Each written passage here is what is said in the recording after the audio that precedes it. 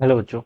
Let's read this question. So this question says, figure represent a painter in a crate which hangs alongside a building. When the painter of mass 100 kg pulls the rope, the force exerted by him on the floor of the crate is for 50 Newton.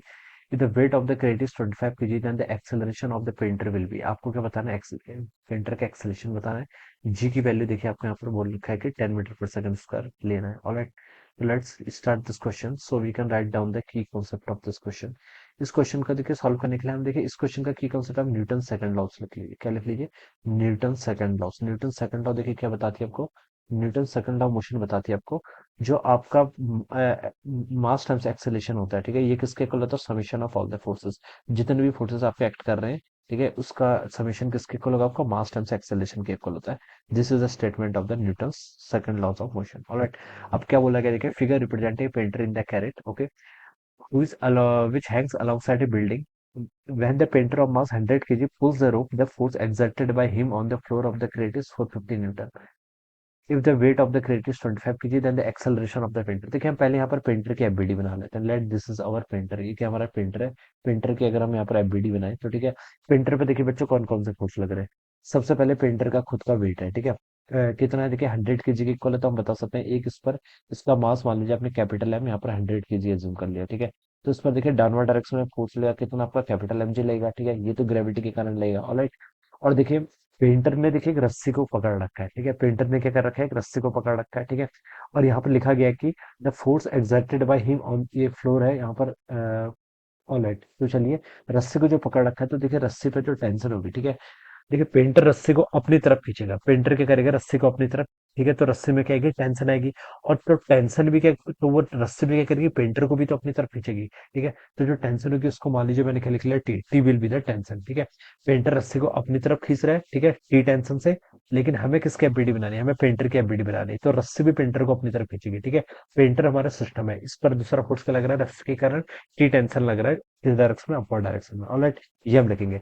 और यहाँ पर ये भी बोल रखा है the force exerted by him on the floor of the crate is 450 Newton, ठीक है. पेंटर देखिए क्या लगा रहा है? ग्राउंड जो फ्लोर है, फ्लोर पर 450 न्यूटन का फोर्स लगा रहा है.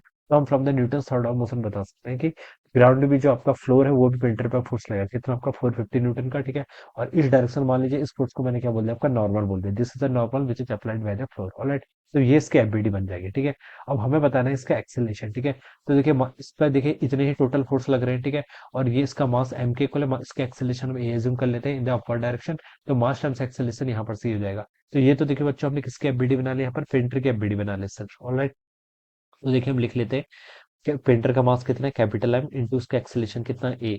Is equal to total forces देखिए कितने लग रहे हैं? टेंशन का फोर्स आपका अपवर्ड डायरेक्शन में लग रहा है, नॉर्मल का फोर्स अपवर्ड डायरेक्शन में लग रहा है, minus M G. This is my equation one. ये क्या होगी? मेरी इक्वेशन वन होगी, ठीक है. तो यहाँ से चलिए मैं वैल्यूज पुट कर लेता हूँ. मास कितना है इसका? 100. तो ये हो जाएगा आपका 100 a is equal to tension, ये हमें फाइंड आउट करना पड़ेगा. Plus normal. नॉर्मल की वैल्यू देखिए गिवन करके कितनी? 450 newton minus of M G, ठीक है. इसका मास कितना? 100. 100 इंटू जी करेंगे तो कितना हो जाएगा? यहाँ से आपका 1000 के इक्वल आ जाएगा. ऑलराइट. तो ये वैल्यू यहाँ से इतनी हो जाएगी. आप इसको थोड़ा और सिंप्लीफाइड कर सकते हैं. 100 इज इक्वल टू देखिए कितना होगा? टी माइनस आपका यहाँ से 550 के इक्वल आ जाएगा. Alright. This is my equation number two. इसे मैंने क्या बोल दिया? इक्वेशन नंबर टू बोल दिया. ओके. अब देखिए ये तो हमने यहाँ पर अभी हमारे पास देखिए दो वेरिएबल्स हैं, एक टेंशन और एक एक्सेलरेशन. दो वेरिएबल्स है. अब हमें एक बार न्यूटन्स लॉज ऑफ मोशन लगानी पड़ेगी. और कहाँ पर लगानी पड़ेगी? देखिए हम पेंटर प्लस क्रेट को एक सिस्टम कंसिडर कर लेते हैं. देखिए जो आपका पेंटर है वो क्या? क्रेट का ही पार्ट है, ठीक है. तो दोनों का जो आपका एक्सेलरेशन होगा वो क्या रहेगा? आपका सेम रहेगा, ठीक है. तो एक बार हम क्या कर लेते हैं, इस पर आपका न्यूटन्स लॉज ऑफ मोशन को यहाँ पर अप्लाई कर लेते हैं. तो देखिए बच्चों अब यहाँ पर हम क्या करेंगे? ये आपकी देखिए दिस इज द क्रेट, ये आपकी क्रेट है. इस पर क्या आपका एक पेंटर है, ठीक है. दिस इज द पेंटर, ठीक है. अब देखिए बच्चों इस सिस्टम का टोटल मास कितना होगा? टोटल देखिए मैं बता सकता हूँ कि इसका मास तो देखिए एम जी है डाउनवर्ड डायरेक्शन में, ठीक है. मैं इस पर टोटल फोर्स बता रहा हूँ, ये मेरा पूरा सिस्टम है. अब मैं इस पर पूरा फोर्स बता रहा हूँ, ठीक है. इस तरीके से आपका एक पुलिस से क्या कर रखे है? अटैच कर रखे. ऑलराइट. तो देखिए पेंटर का मास कैपिटल एम था, तो कैपिटल एम की फोर्स उसमें डाउनवर्ड डायरेक्शन में लगेगा. फुले का मास देखिए जो क्रेट है, क्रेट का मास भी आपका 25 kg गिवन कर रहा है, ठीक है. तो मैं स्मॉल एम से इसको रिप्रेजेंट करूंगा. ये कितना आपका 25 kg के इक्वल है. तो इसमें भी देखिए एम जी फोर्स लेगा डाउनवर्ड डायरेक्शन में. इसको मैंने क्या लिख लिया यहाँ पर आपसे? स्मॉल एम जी से यहाँ पर इसको ऐसे रिप्रेजेंट कर लिया, ठीक है. अब यहाँ पर देखिए पेंटर क्या कर रहा है? इसको अपनी तरफ खींच कर रहा है, ठीक है.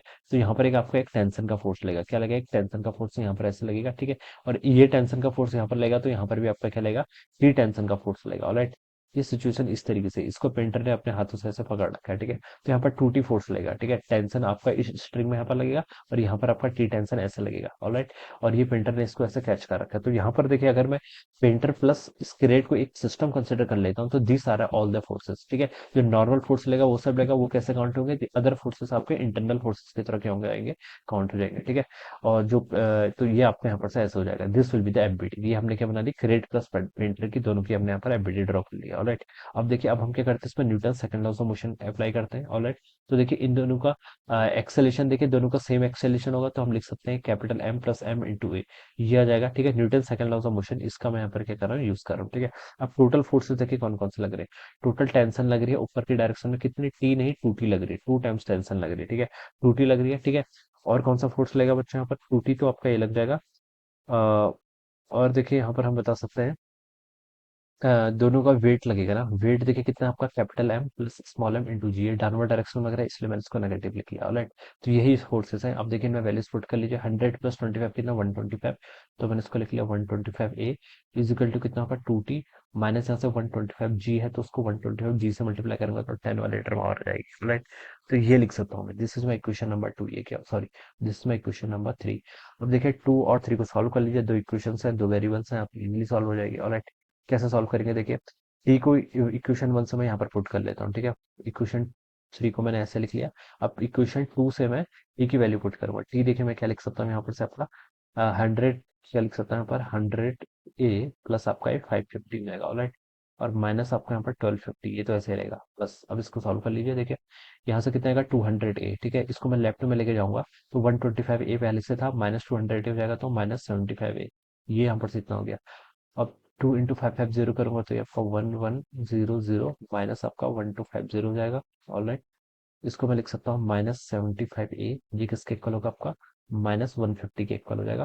और यहाँ से एक्सेलेरेशन हो जाएगा, नेगेटिव से आपका नेगेटिव साइन कैंसिल, 150/75 करेंगे तो 2, तो एक्सेलेरेशन हो गया 2 मीटर पर second square, this will be the acceleration, ठीक है। तो ये दोनों का आपका एक्सेलेरेशन हो जाएगा। एक्सेलेरेशन ऑफ द पेंटर पूछा था, तो कितना रहेगा, 2 मीटर पर सेकंड स्क्वायर, यानी कि बी ऑप्शन क्या हो जाएगा, इसका करेक्ट आंसर हो जाएगा।